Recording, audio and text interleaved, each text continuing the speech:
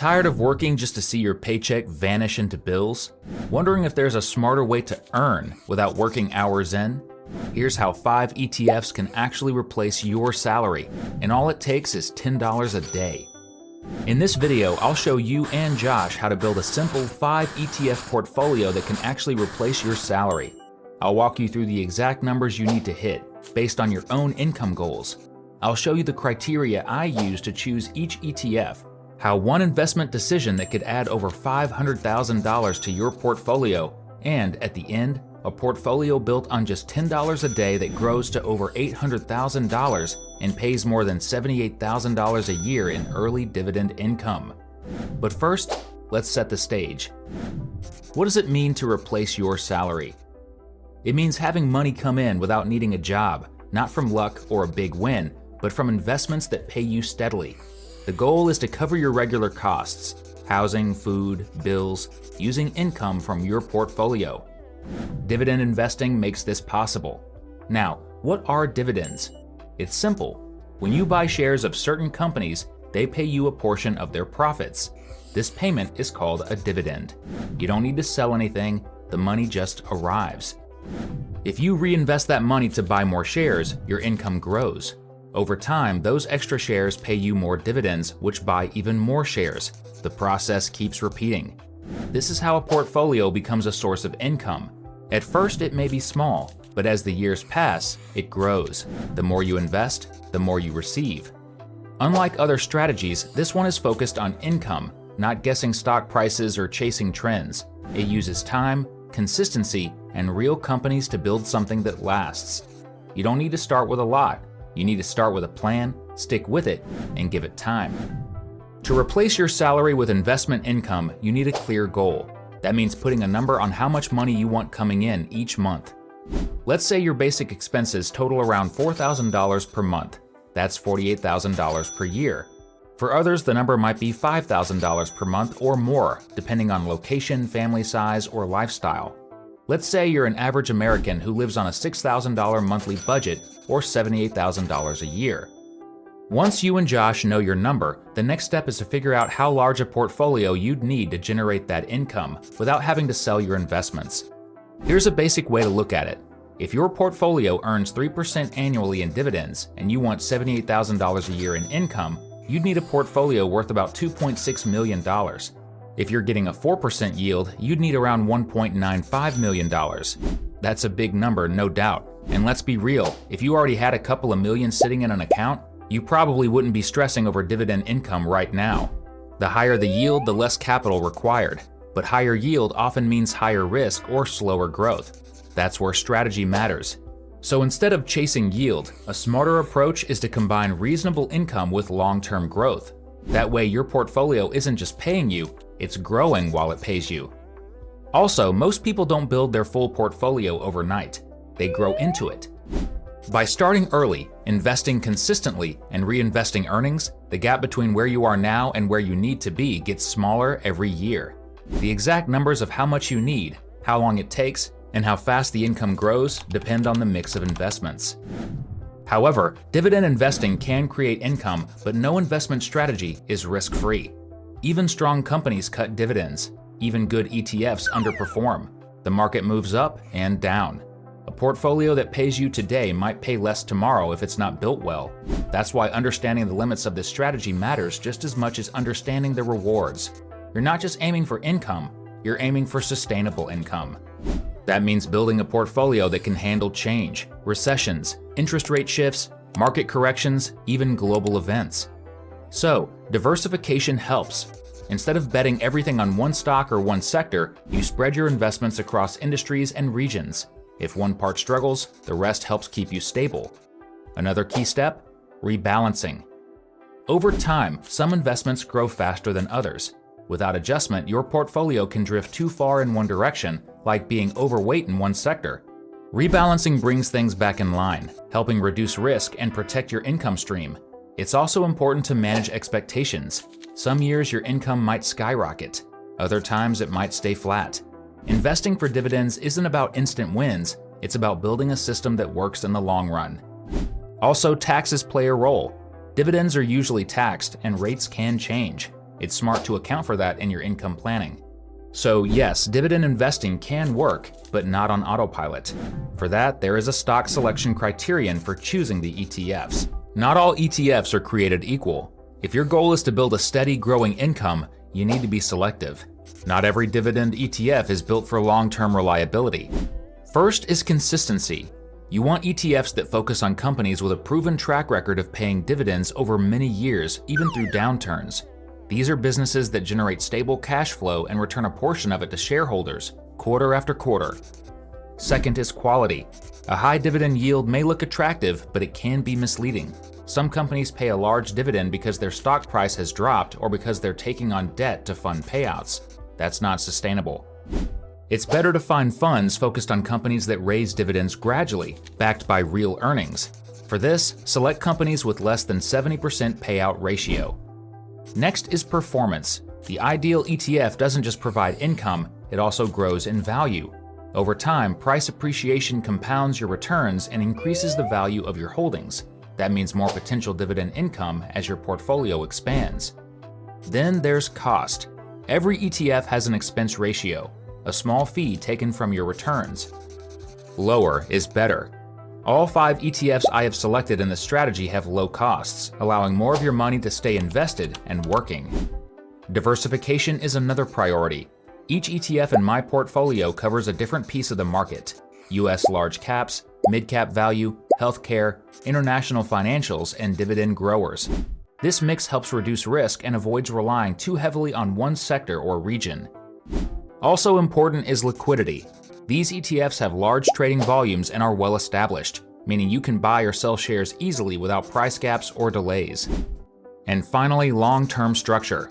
The funds are not built around trends or market timing. They're designed to give regular investors access to the same kind of income-producing assets that institutions rely on, but in a simple, low-maintenance format. So on the basis of these criteria, I have selected 5 ETFs from my portfolio. They aren't flashy, but they're dependable, efficient, and they do the job. In a couple of minutes, I will show you how one investment decision could add over $500,000 to your portfolio. And at the end, a portfolio built on just $10 a day that grows to over $800,000 and pays more than $78,000 a year in early dividend income. Now, let's break down each ETF and what makes it stand out. First is Schwab US Dividend Equity ETF with a ticker symbol SCHD. This fund holds large, well-established US companies that have a strong track record of paying consistent dividends. It focuses on financial strength, return on equity, and dividend sustainability. SCHD offers a 3.88% dividend yield, with dividends growing at an average of 10.77% per year over the last decade. Its share price has also appreciated by 7.53% annually, offering a powerful combination of income and growth. Next is the iShares Core Dividend Growth ETF with a ticker symbol DGRO. This ETF targets companies that not only pay dividends, but also increases them on a regular basis. It filters out firms that are overextended or lack earning strength. It provides a 2.23% yield, strong 9.06% dividend growth, and 7.39% annual appreciation. This fund adds a layer of discipline to the portfolio by focusing on sustainable growth. Third, we have Vanguard Mid-Cap Value ETF with a ticker symbol VOE. This fund brings mid-sized US companies that are often overlooked but offer both value and room to grow. With a 2.28% yield, impressive 11.98% dividend growth, and 6.14% annual price appreciation, VOE delivers a balance between reliable payouts and untapped potential. Then there's the iShares MSCI Europe Financials ETF with the ticker symbol EUFN, which introduces global diversification through European financial firms. While more sensitive to international markets, it provides income strength with a 4.11% yield. Its 5.62% dividend growth and 3.15% share price gains help stabilize the overall portfolio yield. Last is Vanguard Healthcare ETF. This fund focuses on healthcare with a ticker symbol VHT, a sector that often remains steady during economic downturns. Though it has a lower 1.61% yield, it offers the highest dividend growth at 11.99%, with 3.65% annual appreciation. It plays the long game, offering income that steadily increases over time. So yeah, each of these ETFs brings something different to the table. Some deliver higher income, others focus on growth. Some are rock steady, while others help you reach into new parts of the market. But together, they create a balanced, diversified portfolio that's designed to grow, pay you, and keep doing both over the long haul. Now that we know the 5 ETFs and what each one brings to the table, let's see how they work together as a team. Instead of trying to guess which one will perform best each year, we give them equal weight. That means 20% of your investment goes into each ETF. This keeps things simple and balanced. No need to constantly shift money around. Each ETF plays its part, and the mix handles the ups and downs. When you spread your investment evenly, the strengths of one ETF can help cover the weaknesses of another.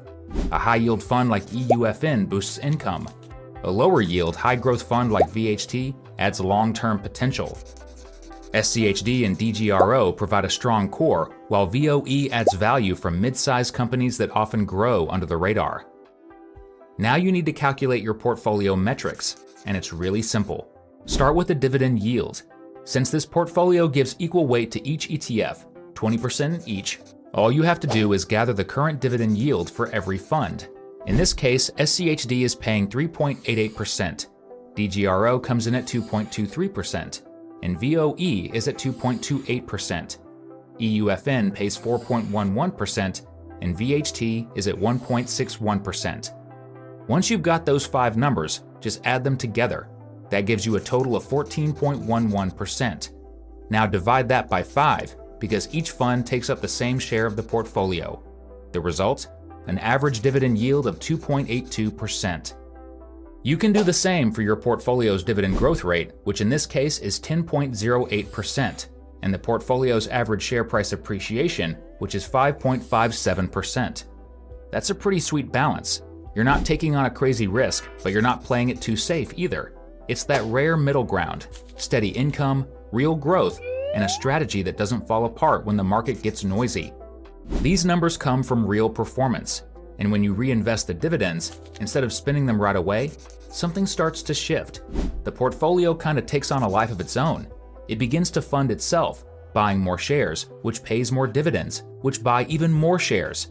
That's when the growth really kicks in, and that's what I will show you next, the difference. Let's take a closer look at what one simple reinvestment decision actually means for your future. Dividends give you a choice: take the cash or buy more of what paid you. This is where the DRIP, Dividend Reinvestment Plan, comes in. With it turned on, every dividend is automatically used to buy more shares of the same ETF. No clicks, no effort, no hesitation, just a loop of growth. Reinvesting might seem slow at first, a few cents here, a few dollars there, but it builds quietly. Every reinvested dividend means more shares. More shares mean more dividends, and the loop continues. It's not flashy, but it's powerful. Over time, DRIP is what turns a steady trickle into a stream, and eventually into a snowball. Without DRIP, you keep the dividends in cash. They sit in your account ready for spending. This makes sense if you're relying on that money to live. Nothing wrong with that. But your portfolio stops accelerating. It grows, just slower, because you're taking fuel out of the engine. So which is better? If you're in the growth phase, still building, still investing, DRIP gives you an automatic edge. It turns time into an ally and small dividends into serious progress. But when you're ready to use the income, when you want the freedom your portfolio promised, turning off DRIP gives you control.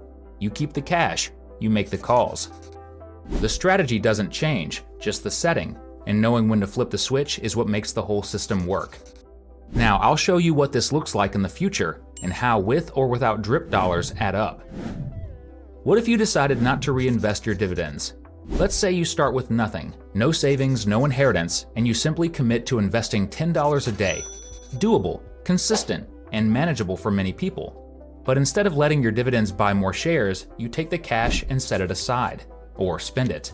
Even without reinvesting, your portfolio still grows. After 1 year, you'll have invested $3,650. In 10 years, your portfolio will be worth around $47,000.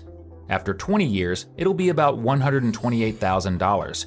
And by year 30, your portfolio will have grown to roughly $268,000, all without reinvesting a single dividend. Even so, the income will still be coming in. By year 30, your portfolio will be paying you around $25,000 a year, about $2,000 a month. In total, you'll have built a portfolio worth $369,000, with $158,000 coming from price appreciation and $211,000 from dividends that you collected along the way. Now, what if you decide to reinvest your dividends? After 1 year, your portfolio will have exactly what you put in, $3,650. Nothing fancy yet, but stick with it, and by year 10, your portfolio will be worth over $56,000. At the 20-year mark, it'll have grown past $221,000. And by year 30, it will have crossed an incredible milestone, $888,000. But here's the part that really matters, the income. After 30 years of reinvesting every dividend, your portfolio will be paying you around $78,000 a year. That's roughly $6,000 every month. In other words, enough to fully replace the average full-time salary. And it'll be doing that whether you're working or not. Now let's break down where that growth will come from. About $320,000 will be from share price appreciation, but a huge chunk, $459,000, will come from dividends that were reinvested all along the way.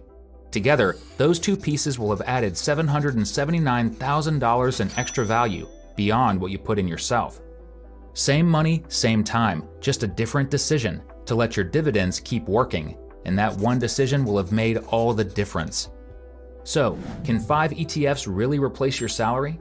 Not overnight, but if you're after something steady, realistic, and built to last, then yes. It's not about picking winners or timing the market, it's about owning solid investments that grow, pay you, and keep going. The average American makes around $6,000 a month, about $78,000 a year. With this portfolio reinvesting just $10 a day, you could reach that. After 30 years, it could be worth $888,000 and pay you exactly that, $78,000 a year in dividends. That's a full-time salary without a full-time job. Want to see how just $10 a day can grow into a $1 million portfolio and pay you over $10,000 a year in dividends? Click the video on screen.